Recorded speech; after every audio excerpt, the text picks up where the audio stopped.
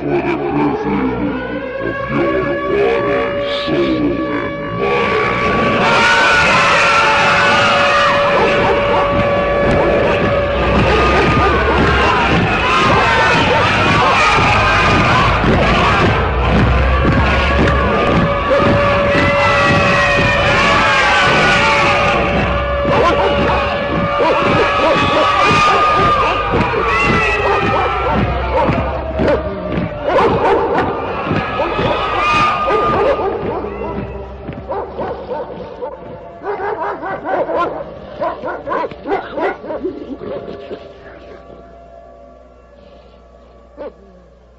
You're listening to the only hour that ever was or ever will be. You're listening to the hour of the time, during which you will decide your future and thus our collective futures.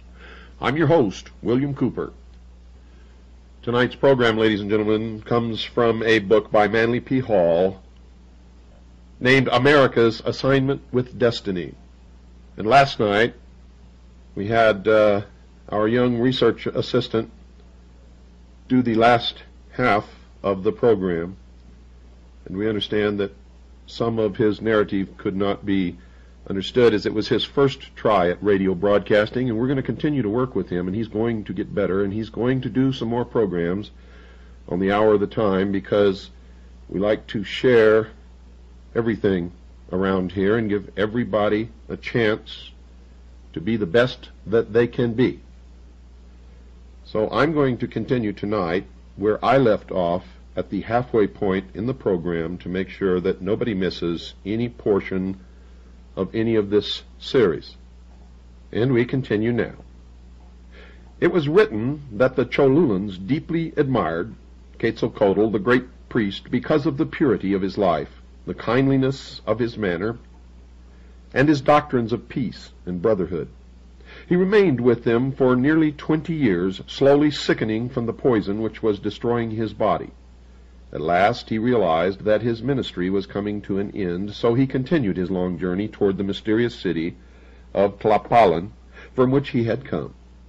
He turned toward the east and proceeded to the sea, which he reached at a point a few miles just south of Veracruz. Here he blessed the 4 young men who had accompanied him and bade them return to their homes with his promise that one day in the future he would return and restore his kingdom among them. Then the old and weary man called to the sea, and out of the waters came a raft of serpents. He stepped upon this strange craft and was carried away into the land of the sun's beginning. He left behind him a priesthood that perpetuated with esoteric rites the mysteries of the feathered serpent. There is every indication, folks, that the cult of Quetzalcoatl was kept secret, a precaution necessary in the face of the opposition of the primitive indigenous sects. There are several accounts of the death or departure of Quetzalcoatl. The conflict is due in part to the legends being derived from different tribes and in part to the Spanish methods of gathering the reports. Now, these invaders took slight interest in the native traditions until they had destroyed most of the available sources of information. Later, even the converted Indians were uncertain of their tribal history. There's reason to believe, however, that some sacred records were intentionally suppressed and were never available to the missionaries. The people of Mexico claimed to have sacred accounts of the mysteries of their religion and the origin of their race. There's mention of the divine book written by Tezcucan, a wise man or wizard whose name means Lord of the Great Hand. This was supposed to contain the account of the migration of the Aztecs from Asia. Baron de Waldeck claimed that the book had once been in his possession. De Bourbourg thought it was the Dresden Codex. The Bustamante wrote that native historians had a copy in their possession at the time of the fall of Mexico. Now, there is good probability that manuscripts of great value survived the Spanish colonial period and are still available to certain qualified persons. Augustus Leplangian, known to the Yucatecans as Great Blackbeard, was one of the few Americanists to be accepted into the confidence of the ever-reticent Indians. They told him enough to convince a thoughtful man of the existence of esoteric schools in the Mayan area. Quote, that sacred mysteries, unquote, writes Leplangian, have existed in America from times immemorial, there can be no doubt. Even setting aside the proofs of their existence that we gather from the monuments of Uxmal and the descriptions of the trials of initiation related in the sacred book of the Quiches, we find vestiges of them in various other countries of the western continent. The rites and ceremonies of initiation were imported in Peru by the ancestors of Manco Capac, the founder of the Inca dynasty, who were colonists from Central America, as we learn from an unpublished manuscript written by a Jesuit father, Reverend Anelio Oliva, at the beginning of the year 1631 in Lima, and now it resides in the library of the British Museum in London. A number of authors have tried to prove that Quetzalcoatl was a foreigner who, reaching the shores of the New World at an early time, attempted the civilization of the aboriginal tribes. Lord Kingsborough favored the possibility that this wanderer was actually the Apostle Thomas, and that the ancient Central American Indians came under Christian or Jewish influence. Always deeply concerned with the possibilities of linking the worship in the Americas with the religions of the Near East, his lordship writes, the Messiah is shadowed in the Old Testament under many types, such as those of a lion, a lamb, a rose, the morning star, or the planet Venus, otherwise called Lucifer, the sun, light, a rock, a stone, the branch, the vine, wine, bread, water, life, the way, and he is there recognized in the triple character of a king, a priest, and a prophet. It is very extraordinary that Quetzalcoatl, whom the Mexicans believed equally to have been a king, a prophet, and a pontiff, should also have been named by them Sayacatl, or Quetzalcoatl, or the morning star. Lavizcalpantecutli, or light. Mexitli, or the vine, for Torquemada said that the core of the aloe from which the Mexicans obtained wine was so called. Votan, or the heart, metaphorically signifying light, and Toilietl, Manyar de Nestra Veda, bread for his body made of dough, was eaten by the Mexicans. Las Casas, quoting Padre Francisco Hernandez, says that an old Yucatecan described the ancient religion of his people thus: that they recognized and believed in God who dwells in heaven, and that this God was Father and Son and Holy Spirit, and that the Father was called Icona, who had created men and all things, that the Son was called Bacav, and that he was born of a virgin called Tiberius, who is in heaven with God. The Holy Spirit they tamed Ichuic. The son Bacab was scourged and crowned with thorns, was tied upon a cross with extended arms where he died, but after 3 days he arose and ascended into heaven to be with his Father. Dr. Alexander, who reports this story in his book, is inclined to feel that it is confused and probably distorted by the Spanish recorder. On the other hand, the universal distribution of the basic theme may be explained another way. Among the Lacandones, Quetzalcoatl is still represented as a snake with many heads. There is an account that this snake was killed and eaten at times of great national peril, especially at eclipses, which were regarded as portents of disaster. It was believed by the Mayas that Kukulkan descended invisibly from the sky and personally received the offerings during great feast held in his honor. For details of this, consult The Mythology of All Ages, Volume 11, Latin American, by Hartley Burr Alexander. Now, Daniel Brenton, in his Essays of an Americanist, devoted some thought to the magical powers attributed to the priests of Central America. He mentioned Father Bieza and an English priest, Thomas Gage, who reported cases of sorcerers transforming themselves into animals and performing other miracles. De Bourbourg was not entirely convinced that ventriloquism animal magnetism, or the tricks familiarly employed by conjurers explained the mysteries of Nagualism, as the black art of these Indians is called. Brinton quotes from the Popol Vuh, "Truly, thus Gucumat's Quetzalcoatl became a wonderful king. Every 7 days he ascended to the sky, and every 7 days he followed the path to the abode of the dead. Every 7 days he put on the nature of a serpent, and he became truly a serpent. Every 7 days he put on the nature of an eagle, and again of a tiger, and he became truly an eagle and a tiger." It is evident from available authorities that the Mayas and Aztecs had an extensive body of legendary and lore, which originated in the mysteries of their religions and proves the existence of an elaborate system of secret rites and ceremonies. In the form of a feathered snake, Quetzalcoatl overshadowed a dynasty of rulers and priests, some of whom later assumed his name and even his mask symbol. These later Quetzalcoatls have been confused, like the several Zoroasters of Persia, into one person, with the resulting conflict in dates. Recent excavations would indicate that the cult of the feathered serpent was established before the beginning of the Christian era and did not arise in the 10th or 11th century A.D. as held by some modern archaeologists. In fact, it is more likely that the ancient hero was said to have been reborn or to have overshadowed a later leader of the nation. All the accounts imply that the religious order which served the mysteries of Quetzalcoatl was long established, and those who follow in the way which he had prescribed lived most severe lives. Children were consecrated to his temples from their birth and were marked by a special collar. At the end of the 2nd year, the child was scarified in the breast. When it was 7 years old, it entered a seminary where it took vows covering personal conduct and public duties, including prayers for the preservation of its family and its nation.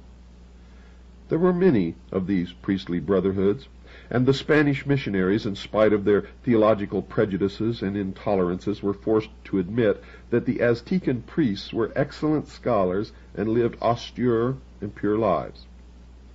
It was said of these missionaries that in Quetzalcoatl, who taught charity, gentleness, and peace, they thought they saw a disciple of Jesus Christ.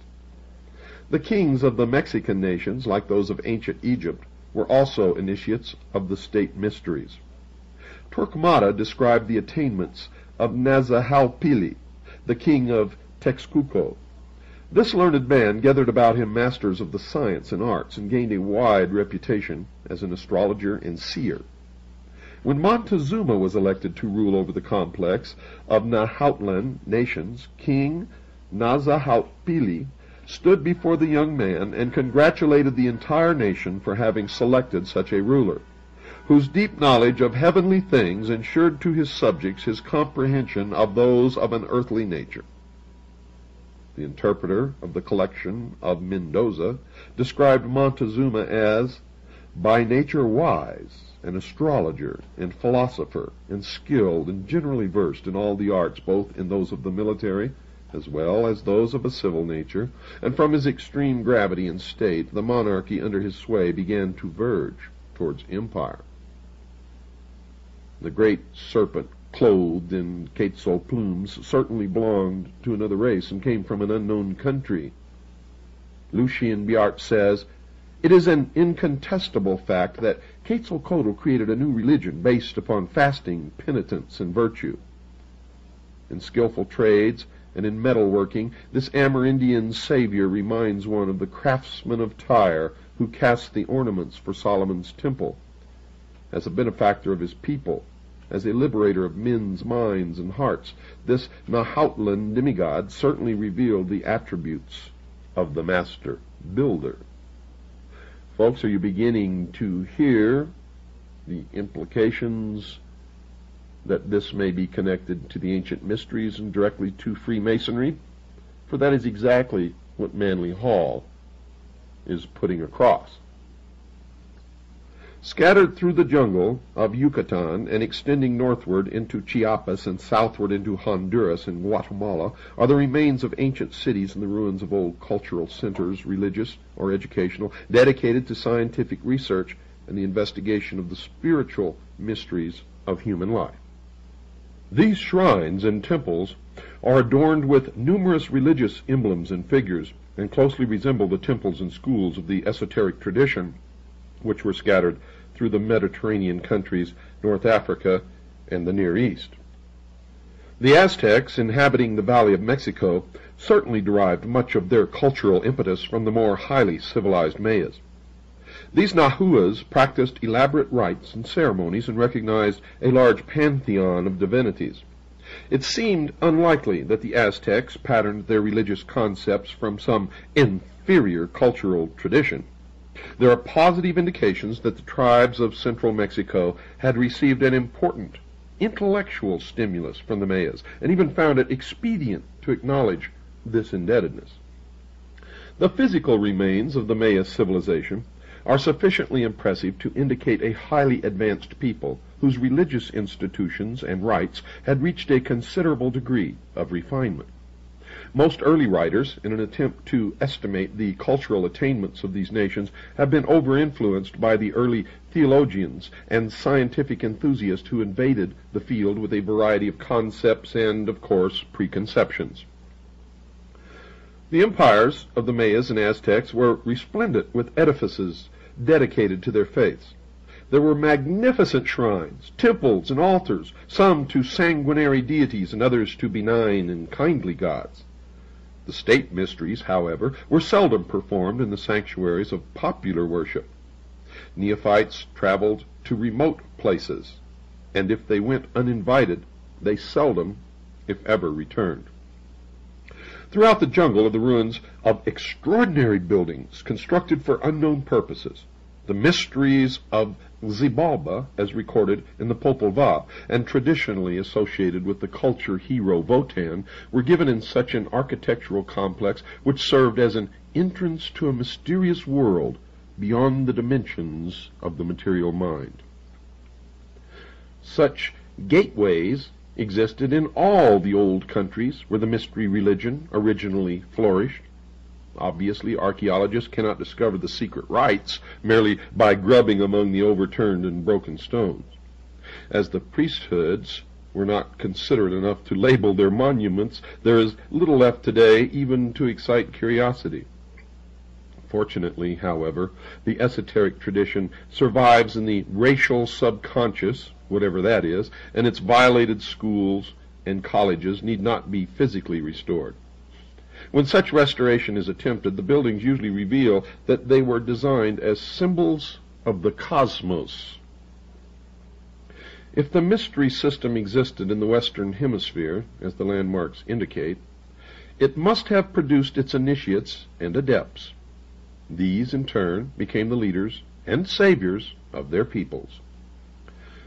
The wonder-working hero, whose deeds enriched all tribal traditions, always and everywhere performed the same miracles, possessed the same powers, and made the same personal sacrifices.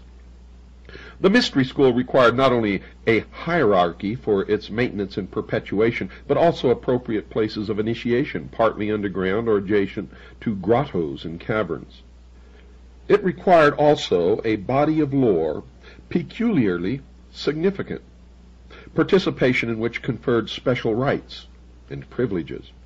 A people which had reached the mental platform of the Mayas would not have accepted a philosophy of life that was without profound and significant values.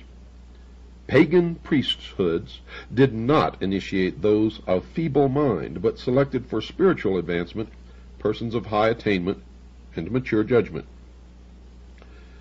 Albert Reveille, in the Hybard Lectures, 1894, notes of the religion of the plumed serpent. There was something mysterious and occult about the priesthood of this deity, as though it were possessed of divine secrets or promises, the importance of which it would be dangerous to undervalue. It is fortunate, indeed, that at least one manuscript relating to the religious mysteries formerly practiced in the Mayan area has been recovered. The Popol Vuh, or the Senate Book of the Quiches. The record of the community has survived the numerous vicissitudes which have conspired to prevent the perpetuation of the literary monuments of Central America. It was tolerated by the early missionaries, who, observing certain similarities to their own scriptures, preserved the work as a means of persuading the Indians to a more speedy baptism. In the 17th century it was rescued from a fate worse than oblivion by the Dominican monk Don Ramon de Ordonez y Aguirre, Dean and Chancellor of the Archbishopric of Ciudad Real.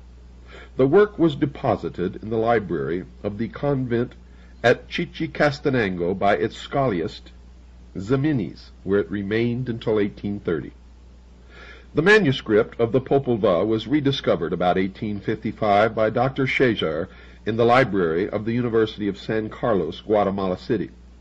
Through the industry and scholarship of that ardent antiquarian, the Abbé Brasseur de Bourbourg, this mysterious book of the Quiches came at last to the French language, where it lingered for years, awaiting English translation.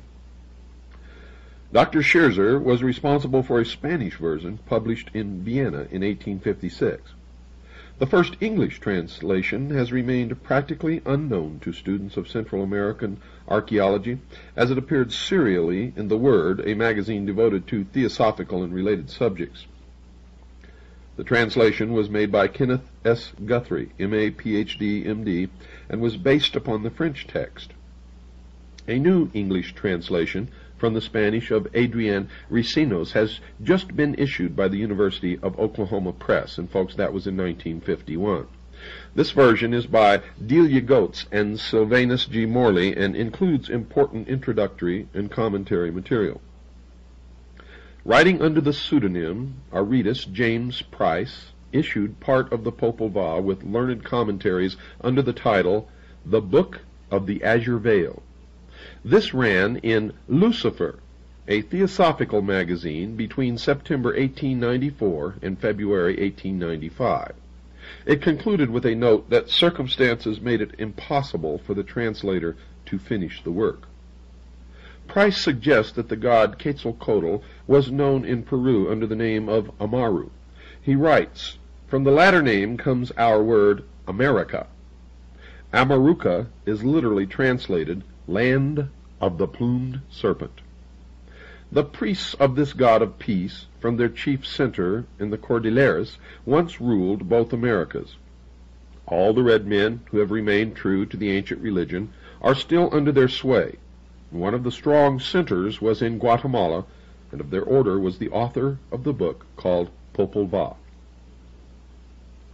Although Dr. Scherzer published his copy under the title Las Historias del Origen de los Indios de Guatemala por el R.P.F. Francisco Ximenes, this is misleading. Ximenes was not the author, but acted in the capacity of scribe, translator, and commentator. The work is said to have been compiled originally in the 17th century by a Guatemalan who had been converted to Christianity. Most American Indians are unsatisfactory converts, for they accept new beliefs without discarding old convictions. And this is a most fortunate state of affairs, as there is little indication that the indigenous mythology has been compromised. The source of the material compiled by this convert is completely unknown, but it could well have been derived from a secret book or from oral tradition guarded in the sanctuaries of the mysteries. Now, to have secured it, the compiler must himself have been a priest or initiate. Certainly, the Popol Vuh is by far the outstanding available text on pre-Columbian mythology and cosmology existing. The Quichean scribe, in his introduction to the Popol Vuh, writes, "The following is what we shall write, and we place it in writing because since the Word of God has been promulgated, and hereafter during the cycle of Christianity, the book of the azure green veil is no longer to be seen, in which it could be clearly perceived that it had come from the further shore of the sea, which book has been called the record of our existence in the overshadowing world, and how we there beheld light and life." Now, note that this translation by Price is somewhat fuller than that given by Guthrie and seems to be more in the spirit of the Quiche tradition. And the implication, folks, is that the work originated behind the azure veil. This can have two meanings, either the veil which divides the spiritual universe from the material world, or the veil in the temple of initiation, behind which are the seven lords of the great heart. The Popol Vuh consists of a mythology gradually mingling in its descent with the beginnings of history. The early part deals almost entirely with superhuman beings, and the latter part with the heroic deeds of authentic personages. It opens with a description of the creation. All was calm and silent, and the face of the earth was not yet to be seen. In the eternal darkness and quietude was the Creator, the Lord and Maker, and Gukumats, the plumed serpent. They were surrounded with green and azure, and they were those who engendered. Then the Word came and spake with them, and they joined their counsels. Those who engender then said, Let it be done. Let the waters retire and cease to obstruct, to the end that it be sown, and that the light of day shine in the heavens and upon the earth. For we shall receive neither glory nor honor from all that we have created and formed, until human beings exist, endowed with sentience. Thus the Creator said, Earth, and immediately it was formed. The book proceeds much in the spirit of the scriptures of other nations. It is divided generally into 4 parts: cosmogony, theogony, anthropology, and regeneration through initiation. It is presented in semi-historical form and includes the initiation of its heroes into the mysteries of Xibalba. The heroes of the Popol Vuh were subjected to several ordeals of tests of courage, fortitude, and skill. The 7th test took place in the House of the Bat. This was a subterranean labyrinth inhabited by weird monsters and ruled over by Gamazotz, a fearful creature with the body of a man and the wings and the head of a bat. Naturally, the account is clothed in the culture symbolism of the Mayas, but it is certainly to be compared with such productions as the Finnish Kalevala and the Icelandic Eddas. Guthrie presents a number of important parallelisms to the mysteries of the Egyptians, Chaldeans, and Greeks. According to him, the 12 trials or tests through which the neophytes pass are analogous with the signs of the zodiac. He goes so far as to hazard the speculation that the 12 princes of Xibalba were the rulers of the Atlantean Empire, and their final destruction referred to the tragic end of Atlantis. Well, folks, it's time to take our break. Don't go away. I'll be right back after this very short pause. The Popol Vuh follows the traditional form by involving its principal characters in a series of superhuman and supernatural adventurers. The work is certainly an account of the perilous journey which is the usual means employed to veil thinly the story of initiation. By comparison with the oral traditions of the northern Amerindian tribes, the legend unfolds what Dr. Paul Radden beautifully calls the Road of Light. Medicine priests have freely acknowledged that in dreams and trances they could leave their bodies and travel to the abodes of the gods and the dead. To make this journey while still living is initiation, for it is conscious participation in the fact of immortality. In some cults, the neophyte was given sacred drugs to intensify his psychic faculties, as in the case of the notorious Peyote sect, or was subjected to hypnotic influence, like the followers of the ghost shirt religion. By some means, a condition of death was simulated, and the consciousness or superior self passed through certain internal experiences of which at least a partial memory was preserved. The entire process of creation took place within the green and azure coils of the plumed serpent. On several continents, the serpent was among the important symbols of the initiate priest. Sometimes the serpent stands erect and is crowned, as in Egypt, or it may be winged, as among the Mongolians, or feathered and plumed, as throughout the Americas. Obviously, the natives did not intend to imply that they believed in the actual existence of winged snakes, for no such creatures ever existed among them. The serpent was a wisdom symbol, and when plumed, it meant that wisdom had been given wings and had become spirit, wisdom, or illumination. Price suggests that Matthew chapter 10, verse 16 explains the symbolism of the snake bird. Quote, "Behold, I send you as sheep into the midst of wolves. Be ye therefore wise as serpents and guileless as doves." Unquote.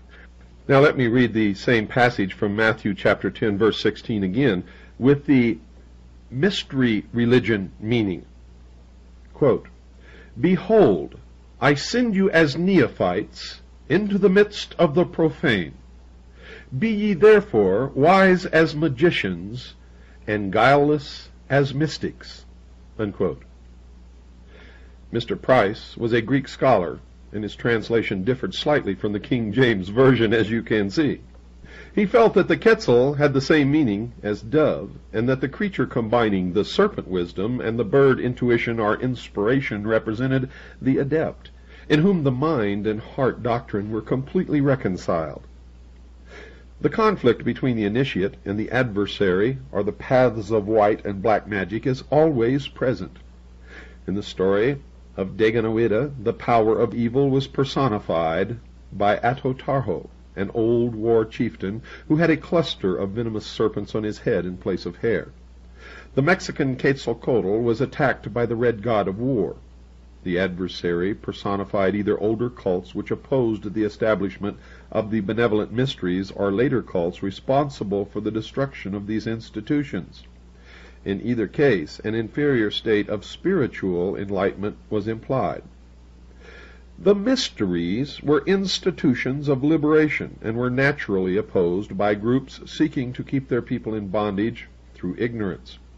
The struggle was therefore between religion as temporal authority and the mystery faith, the internal, quote, road of light, unquote. The ruins of the past explain why it was the common belief that the men of good spirit, the initiates, were sacrificed to the material ambitions of temporal rulers. Now, folks, you can apply this same logic to the mystery religion of today. Where they refer to the adversary, they are talking about the same religious institutions, governments, and groups of people that Mr. Hall refers to in discussing the ancient mystery religions of the Aztecs and the Mayans. Only in their modern writings, they will never disclose that. All the aboriginal tribes of North America practiced mystical and magical rites and vestiges of an esoteric tradition served by a priestly class distinguished for sagacity and personal integrity are still to be found among surviving groups. Scattered over a vast area and divided further by lack of a common language, these nomadic bands were approaching the horizon of national existence when the European colonists conquered their lands, decimated their tribes, and destroyed their cultural patterns. So diversified were the traditions of these peoples that it is difficult to summarize their beliefs and doctrines, especially after their legends, histories, and religious institutions were corrupted by outside influences. The European colonists were of no mind to search for the mystical secrets of the Indian life way. These settlers brought their own religious beliefs, which they were resolved to force upon the natives. There were no ethnologists or anthropologists among the Puritans, and many important landmarks of Indian philosophy were destroyed before they had been honestly investigated or appraised. Most of the tribal lore was in the keeping of priests and elders, and if these were killed or died without finding suitable successors, the traditions ended. Even today, older Indians find it difficult to select younger men to perpetuate the sacred institutions. Thus, it is unwise to assume that from available fragments a complete picture of Indian mysticism can ever be reconstructed. The Indian has always been an individualist, and neither circumstance nor inclination induced him to form extensive intertribal organizations. His way of life and the vast silences of his homeland caused him to turn within himself for courage, wisdom, and faith. He could not visit distant shrines of learning or sit at the feet of famous teachers. There were no books to ponder and no ancient sages to guide his religious convictions. Few strangers visited his camp with news or opinions from far places. He was part of a small family, and the tribal life, with its simple lore, was his only source of cultural tradition. A thoughtful observer of nature about him, the Indian lived constantly in the presence of mysteries, with no reference frame other than his own imagination. Though stoical in appearance, he was highly emotional, as indicated by his songs, dances, and festivals. His sensory perceptions were acute, and his legends indicate strong dramatic instincts. Among advanced tribes, according to Dr. Franz Boas, an elaborate series of esoteric doctrines and practices exists which are known to only a small portion of the tribe, while the mass of the people are familiar only with part of the ritual and with its exoteric features. For this reason, we often find the religious beliefs and practices of the mass of a tribe rather heterogeneous as compared with the beliefs held by the priests. Among many of the tribes in which priests are found, we find distinct esoteric societies, and it is not by any means rare that the doctrines of one society are not in accord with those of another. Esoteric forms of religion in charge of priests are found among the tribes of the arid region of the Southwest, the tribes of the southern Mississippi basin, and, to a less extent, among the more northerly tribes of the plains. It would seem that, on the whole, the importance of the esoteric teachings decreases among the more northerly and northeasterly tribes of the continent. Medicine priests were trained by their predecessors or were called to their life work by some miraculous incident. The little Indian boy, who early in life showed a tendency to dreams and visions, was encouraged to select this career. In a highly organized tribal system, he was initiated into the religious institutions of his nation, receiving the lore of the old priests and fragments of tribal history.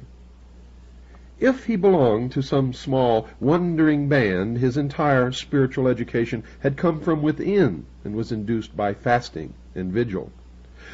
The vigil was the most widely practiced religious discipline of the Amerinds.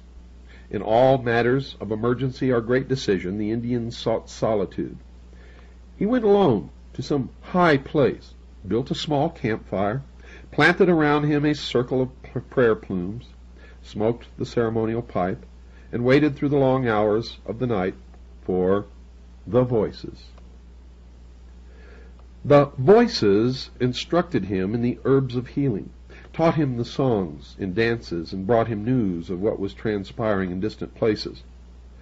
There are many stories about medicine priests learning to leave their bodies at will and journeying into the shadowland to guide the dying to the home of ghosts. Many of these grand old mystics were wise in the ways of the spirit and should be regarded as duly initiated members of esoteric orders. The miraculous powers of the medicine priests extended over a wide variety of phenomena. They healed the sick, protected their tribes. They directed the migrations of their peoples and sought by extrasensory means the location of food, water, and other necessities. They predicted the future. They induced rain and storms, projected themselves to distant places, and read the hearts and minds of their fellow men. It was in their power to induce visions and trances, and to receive the impressions of the star spirits. They also gained considerable proficiency in the mesmeric and hypnotic arts. One Charles F. Loomis, who spent many years among the Southwest Indians of the United States, described the miracles performed by the medicine priests. Although naturally skeptical, his experiences among the Navajo and Pueblo Indians impressed him deeply. Mr. Loomis mentioned how Indians seated in their medicine lodge created miniature thunderstorms within the room, accompanied by flashes of forked lightning, while the outside sky was entirely clear. He says, quote, "How the effects are produced I am utterly unable to explain, but they are startlingly real," unquote. He was also impressed by the ability of the priests to change themselves into animals in the presence of spectators. Some priests could create an artificial sun inside the lodge. This miniature luminary rose in the eastern side of the room, crossed overhead, and set in the west during the performance of the sacred chants. Now, Amerindian priests grow the sacred corn in exactly the same way that the East Indian mendicant grows his mango tree. The magician plants the seed, which grows immediately, and about 3 hours later the stalk is laden with fully developed ears of corn. Other writers have reported that in some of the medicine lodges the Indians are able to levitate large stones and to cause their own bodies to float in the air. Unprejudiced observers have been forced to conclude that among most tribes of Amerins, magical rituals are performed involving the use of natural forces beyond the normal experience of human beings. The Amerindic concept of cosmogony paralleled in a general way that of the Chaldeans and other peoples who dwelt in the valley of the Euphrates. The world consisted of 3 regions, with human beings inhabiting the surface of the central zone. Above this middle land was an airy expanse extending to the abode of the Sky Father. Below the surface were subterranean levels extending downward to the place of the Earth Mother, and this cavernous region was like the dark and shadowy underworld of the pre-Homeric Greeks. In the southwest legends, human beings originated beneath the earth in a kind of paradisical land. There also were mountains, valleys, and of course beautiful plains, and a sun and moon that lighted the region. In the beginning, everyone was happy. But later an evil deed brought upon them the wrath of the gods. In most accounts, this lovely shadowland was destroyed by a flood. In some miraculous manner, a few righteous persons were preserved and took refuge on a tall plant, which, growing rapidly, finally broke through the surface of the middle land, bringing the survivors to safety. The secrets of healing, prophecy, and magic came to the Indian from an order of beings called Manitos. This Algonquin word is now applied to the concept of powerful, governing spirits. The Manitos were not actually gods, but superhuman man-like creatures possessing extraordinary attributes and frequently considered as giants. The size factor, however, is figurative rather than literal. The Manitos were a divine, invisible tribe, masters of magic, to whom human beings could turn for help and guidance whenever necessity arose. The effort to explain the term Manito as only signifying a, quote, wonderful power, unquote, and synonymous with the Iroquois Orinda is not sufficient to meet the requirements of the Indian religious philosophy. Orinda conveys more precisely a power or energy universally present in animate and inanimate creatures, and manifesting through the vital processes which cause things to exist, to function, and to affect other existing and functioning things.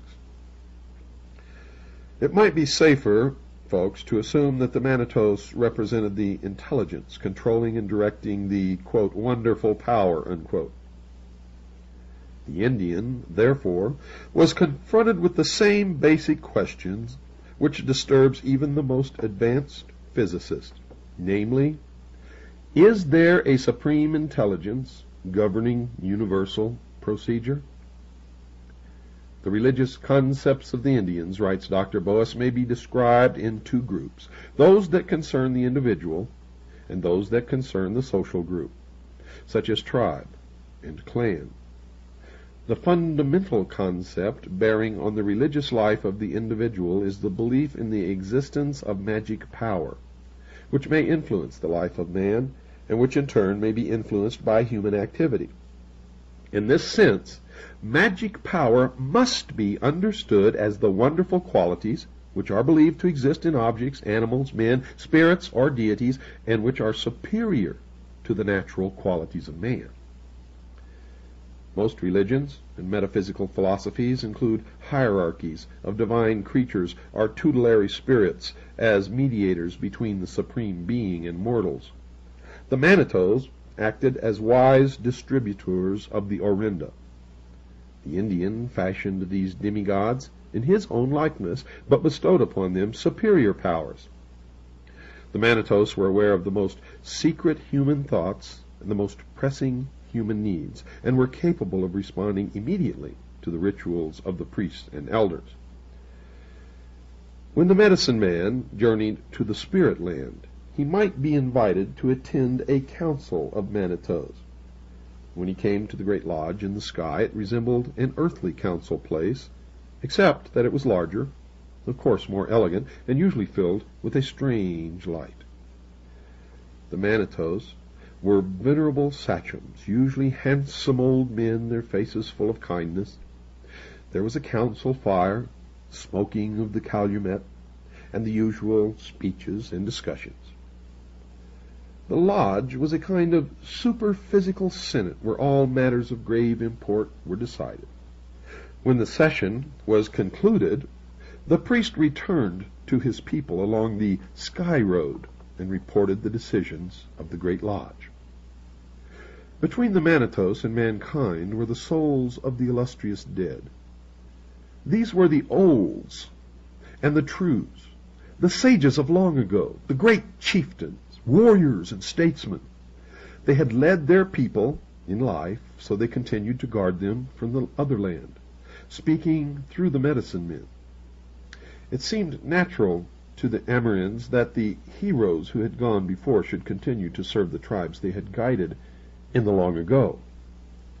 Totemism was a kind of heraldry among the Indians. The totem was the clan's symbol, but even more than that, it was a channel for the distribution of Orinda through the social and political structure of the clan.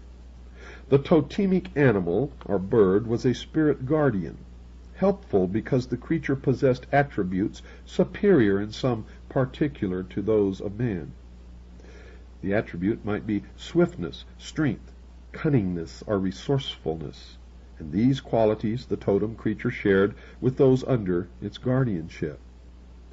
Each Indian also had his own totem, and while it took a familiar form, it was identical in principle with the guardian daemon described in works on the Egyptian and Chaldean mysteries.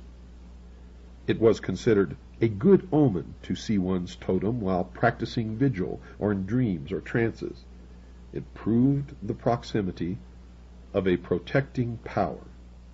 The Abbé Favonnet, a missionary to the Algonquins, identifies the totem from Otay, the Ototemen of the Chippewas, with the Manitou concept in these words. It is to be presumed that in uniting into a tribe, each clan preserves its Manitou. The animal, which in the country whence the clan came was the most beautiful or the most friendly to man, or the most feared or the most common.